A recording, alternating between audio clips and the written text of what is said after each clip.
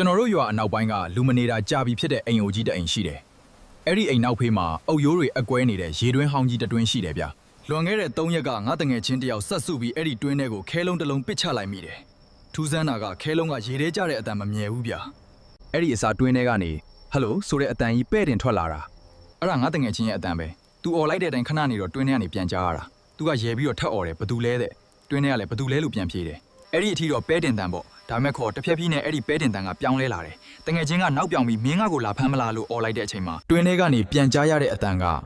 ပဲတင်တန်မဟုတ်တော့ဘူး။အဲ့ဒါကလေချောင်းတန်ကြီးနဲ့အေးလာခဲ့မယ်တဲ့။အဲ့ဒီချိန်ကစပြီးငါတငယ်ချင်းအိမ်ပြန်ရောက်တာတောင်သူ့နားထဲမှာအဲ့ဒီအတန်ကမပြောက်တော့ဘူး။ပိုကြောက်ဖို့ကောင်းတာကသူမှန်ကြည့်တိုင်းသူ့နောက်မှာတယောက်ရက်နေတယ်လို့ခံစားရတာပဲ။အဲ့ဒီလူကသူ့ကိုဘာမှမလုပ်ဘူးလေ။သူ့နားကပ်ပြီးလာခဲ့မယ်လို့တိုးတိုးလေးပဲထက်ခါတလဲလဲပြောနေတာတဲ့။အခုမင်းနောက်မှာရောဘသူရှိလဲ။